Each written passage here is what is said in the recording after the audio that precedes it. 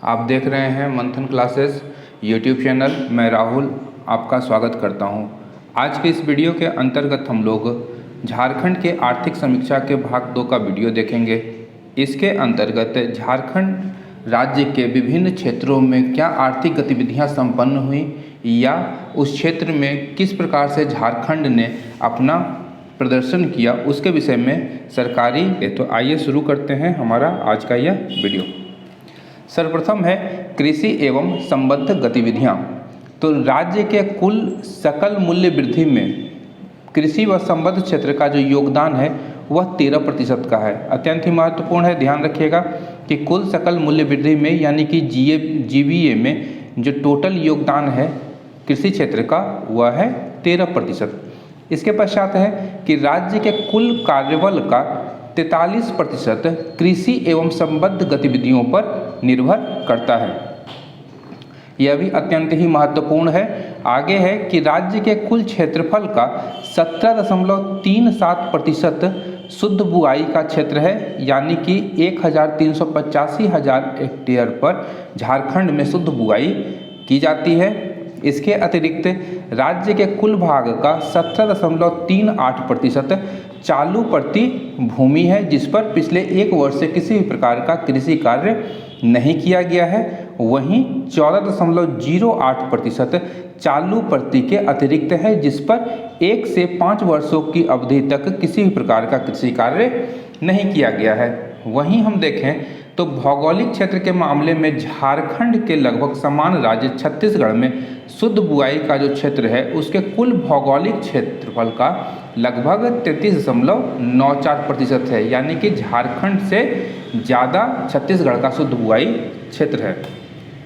आगे है कि राज्य के सकल फसली क्षेत्र का मात्र 15% ही सकल सिंचित है, यानी 15% भूभाग पर सिंचाई की क्षमता उपलब्ध है झारखंड राज्य में।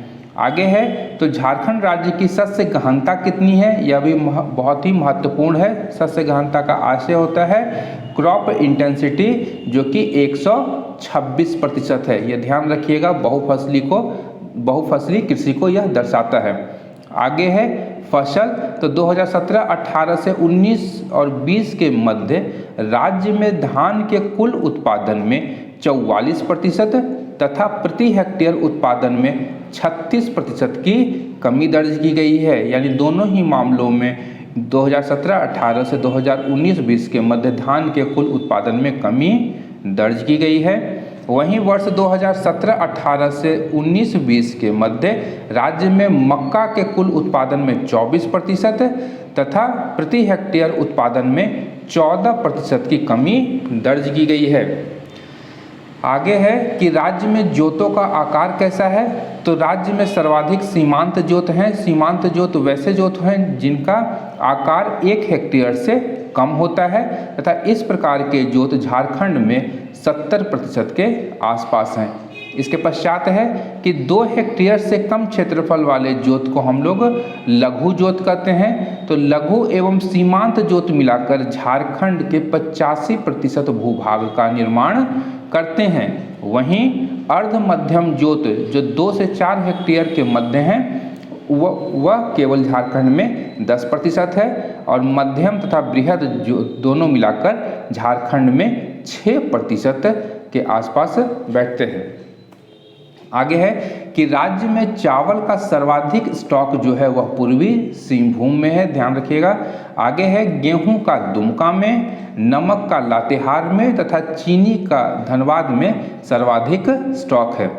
अब यहाँ पर है कि राज्य में 4 प्रकार के राशन कार्ड उपलब्ध करवाए जाते हैं और यह जो राशन कार्ड हैं यह रंग के आधार पर उपलब्ध कराए जाते हैं। सबसे पहला रंग है गुलाबी। तो प्राइमरी हाउस होल्डर्स के लिए गुलाबी रंग के राशन कार्ड उपलब्ध कराए जाते हैं। वहीं पीला अंत्योदय अन्न योजना के लिए।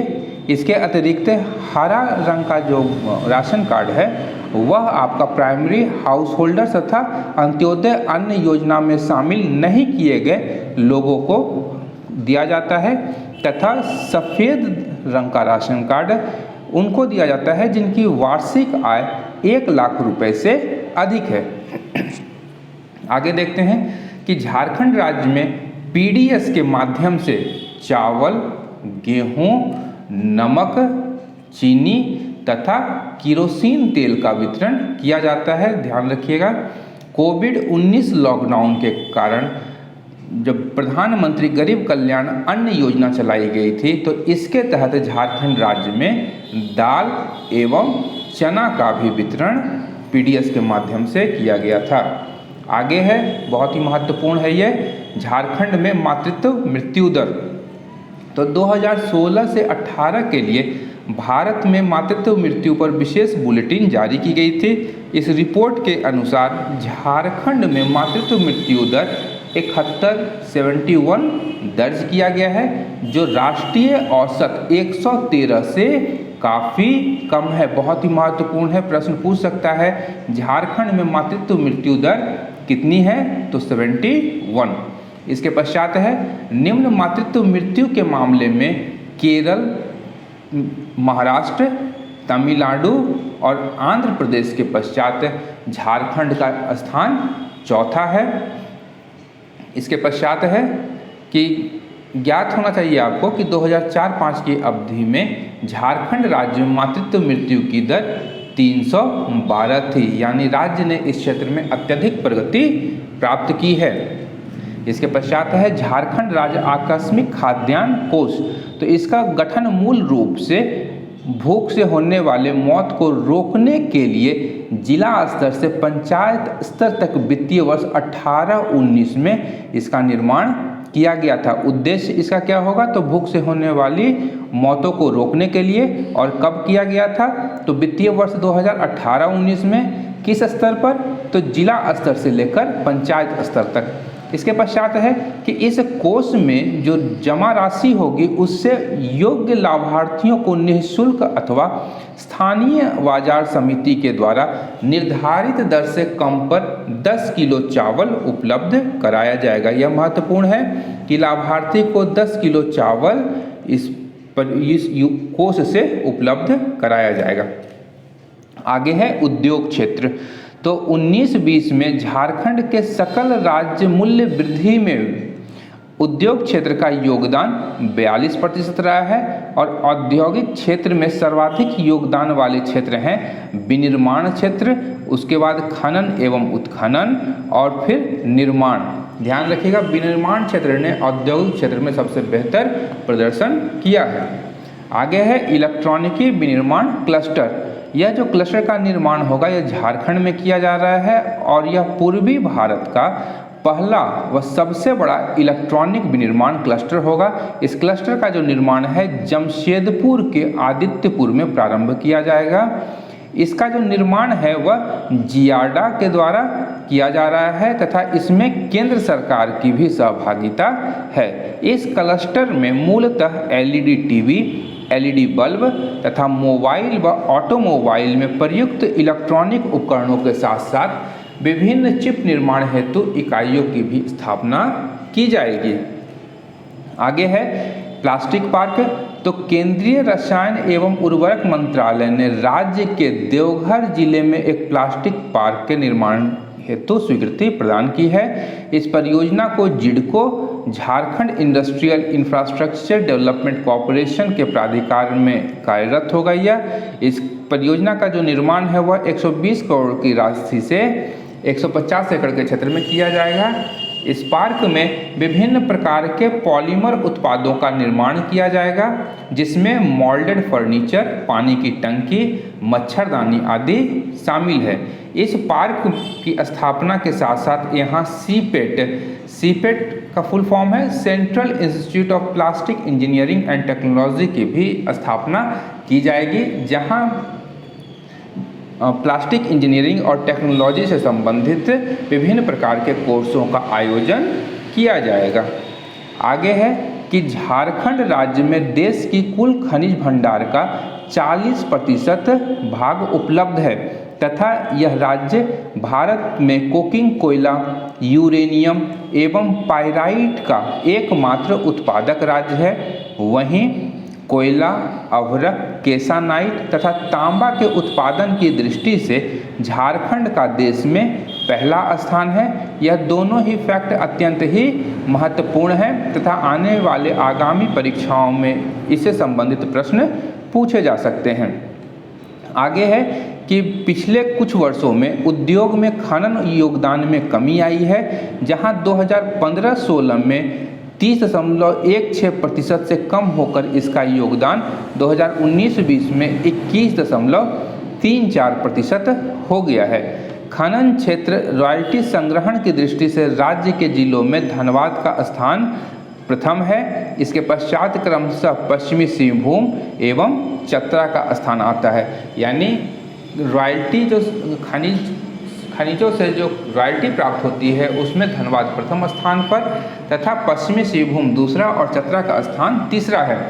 वहीं रॉयल्टी संग्रहण की दृष्टि से राज्य का गढ़वा जिला अंतिम पायदान पर स्थित है। आगे देखते हैं झारखंड में पाए जाने वाले विभिन्न खनिजों के विषय में। तो एपेटाइट जो है मूलतः सिंहभूम जिले में पाया जाता है। वहीं एस्बेस्टस रोरोबुरु और सिंहभूम, बेराइट सिंहभूम में, बॉक्साइट जो है वह पलामू, रांची, गुमला और लोहरदगा में पाया जाता है। बॉक्साइट से ही एल्यूमिनियम का निर्माण होता है। आगे है चाइना क्ले। चाइना क्ले मूलतः लोहरदगा, रांची, दुमका, साहेबगंज तथा सिंहभूम में पाया जाता है। इसके साथ है क्रोमाइट। क्रोमाइट सिंहभूम जिले में पाया जाता है। इसके अतिरिक्त कोयला है, तो कोयला आपका झरिया में मूलतः कोकिंग कोल का खनन किया जाता है। बोकारो, कर्णपुरा, कुटार, औरंगा, डाल्टनगंज, देवघर तथा राजमहल आदि क्षेत्रों में झारखंड में कोयले का उत्खनन किया जाता है। वहीं कोबाल्ट का निष्कर्षण सिंहभूम में, तांबा अयस्क का निष्कर्षण सिंहभूम एवं गिरिडीह जिले में, डोलोमाइट का निष्कर्षण पलामू और गढ़वा में, फेल्सपार का निष्कर्षण दुमका, हजारीबाग एवं देवघर में। वहीं फायर क्ले धनबाद, हजारीबाग, पलामू, बोकारो, गिरिडीह, रामगढ़ आदि जिलों में फायर क्ले का निष्कर्षण किया जाता है। गार्नेट हजारीबाग में, स्वर्ण अयस्क रांची एवं सिंहभूम जिले में।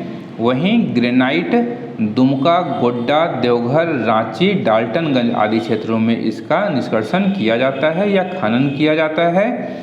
ग्रेफाइट का उत्पादन पलामू में तथा लौह अयस्क जो है सिंहभूम एवं पलामू में इसका खनन होता है।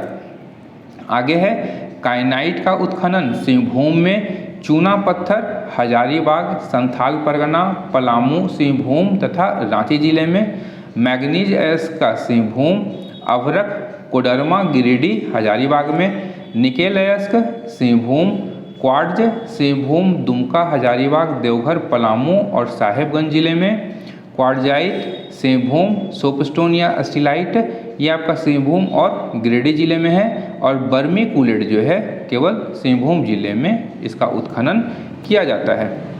आगे देखते हैं तो झारखंड का देश में तसर रेशम उत्पादन की दृष्टि से पहला स्थान है तथा देश में कुल तसर उत्पादन का 76.4% भाग झारखंड राज्य में उत्पादित किया जाता है। इस उद्योग को प्रोत्साहित करने के उद्देश्य से राज्य में 2006 में झारक्राफ्ट की स्थापना की गई थी तथा केंद्र सरकार द्वारा जारी व्यापार सुगमता रिपोर्ट में झारखंड राज्य का 2019 में 5वां रैंक रहा है। यह बहुत ही महत्वपूर्ण है, ध्यान रखिएगा। आगे है अवसंरचना एवं संचार। झारखंड राज्य में कुल ऊर्जा उत्पादन हेतु कुल स्थापित क्षमता में कोयला का योगदान 91% है। यानी झारखंड में सर्वाधिक विद्युत का जो उत्पादन होता है वह कोयले के द्वारा किया जाता है। आगे है राज्य के कुल ऊर्जा उत्पादन में जल आधारित विद्युत का योगदान 8% है तथा नवीकरणीय ऊर्जा का योगदान केवल 1% है। इसके पश्चात है झारखंड राज्य में ऊर्जा का सर्वाधिक उपभोग घरेलू क्षेत्र के द्वारा किया जाता है। इसके बाद क्रमशः उद्योग, वाणिज्यिक क्षेत्र तथा रेलवे का स्थान आता है। वहीं कृषि क्षेत्र के द्वारा ऊर्जा उपभोग केवल 1.4% ही किया जाता है। आगे है झारखंड बिजली वितरण निगम लिमिटेड की विभिन्न पहलों को देखते हैं। तो पहला है सरल समीक्षा। यह ऑनलाइन प्रोजेक्ट मॉनिटरिंग टूल है। इसके माध्यम से विभिन्न कार्यरत परियोजनाओं, ट्रांसफार्मर रिपेयरिंग आदि की रियल टाइम मॉनिटरिंग की जाती है। इसके पश्चात है सुविधा। तो केंद्र सरकार के सौभाग्य योजना के अंतर्गत झारखंड बिजली वितरण निगम लिमिटेड ने राज्य में सभी घरों को 2018 तक विद्युत कनेक्शन देने का लक्ष्य निर्धारित किया था। इन्हीं लक्ष्य के आलोक में सुविधा का संचालन किया जाता है। अगला है सक्षम। तो इसका उद्देश्य है बिजली विभाग में कार्यरत कर्मचारियों की क्षमता का विकास करना तथा उनमें आपसी प्रतिस्पर्धा का विकास करना। फिर है सशक्त पहल। तो इसका उद्देश्य है राज्य में उच्च उपभोक्ता सेवा प्रदान करना तथा उपभोक्ता की शिकायतों का निवारण करना है। इसके माध्यम से उपभोक्ताओं को नई तकनीक आधारित शिकायत करने का प्लेटफॉर्म प्रदान किया गया है। तो ये 4 प्रमुख पहल हैं जो झारखंड बिजली वितरण निगम लिमिटेड के द्वारा प्रारंभ किए गए हैं। इसके पश्चात है राष्ट्रीय राजमार्ग। तो झारखंड राज्य में राष्ट्रीय राजमार्ग की कुल लंबाई 3367 किलोमीटर है। यह जो है आंकड़ा यह 2020 का है, ध्यान रखिएगा, यह अति महत्वपूर्ण प्रश्न हो सकता है। आगे है 2018 में राज्य में राष्ट्रीय राजमार्ग की कुल लंबाई 2649 किलोमीटर थी। यहाँ 2018 से 2020 के मध्य राष्ट्रीय राजमार्ग में कुल 27% की वृद्धि दर्ज की गई है झारखंड राज्य में। यह अत्यंत ही महत्वपूर्ण है। इसके साथ ही है राज्य राजमार्ग। तो झारखंड राज्य में राज्य राजमार्ग की कुल लंबाई 1231.9 किलोमीटर है तथा राष्ट्रीय राजमार्ग यहाँ क्या है कि झारखंड राज्य में सड़क घनत्व जो है 159.78 किलोमीटर प्रति 1000 वर्ग किलोमीटर है। यह भी बहुत ही महत्वपूर्ण प्रश्न हो सकता है। झारखंड राज्य के सड़क घनत्व के संबंध में प्रश्न आता है विभिन्न प्रतियोगी परीक्षाओं में। आगे है राष्ट्रीय स्तर पर जो यह आंकड़ा है यह है 226 किलोमीटर प्रति 1000 वर्ग किलोमीटर। ये बहुत ही महत्वपूर्ण है। आगे है हवाई अड्डों का निर्माण किया जा रहा है। तो पहला हवाई अड्डा है आपका देवघर में। इसके बाद है धालभूमगढ़ में धालभूमगढ़ हवाई अड्डा जमशेदपुर के विकास के लिए। इसके बाद है CPL ट्रेनिंग संस्थान। इसका जो इस हवाई पट्टी का जो निर्माण किया जाएगा वह दुमका में CPL ट्रेनिंग संस्थान में ही किया जाएगा। इसके बाद है RCS उड़ान। तो राज्य के दुमका तथा बोकारो में क्षेत्रीय कनेक्टिविटी स्कीम उड़े देश का आम नागरिक उड़ान योजना के तहत हवाई अड्डा का निर्माण प्रस्तावित है दुमका एवं बोकारो में। आगे है दूरसंचार घनत्व। तो झारखंड राज्य में दूरसंचार घनत्व प्रति 100 व्यक्तियों पर टेलीफोन व मोबाइल की संख्या 2018 के 62.23 से कम होकर 2019 में 58.92 हो गया है। हमारा आज का आर्थिक समीक्षा का भाग 2 का वीडियो यहीं पर समाप्त होता है। भाग 3 के वीडियो के साथ हम जल्द ही मिलेंगे। यदि आपका कोई प्रश्न या सुझाव हो तो आप कमेंट बॉक्स में डाल सकते हैं। धन्यवाद।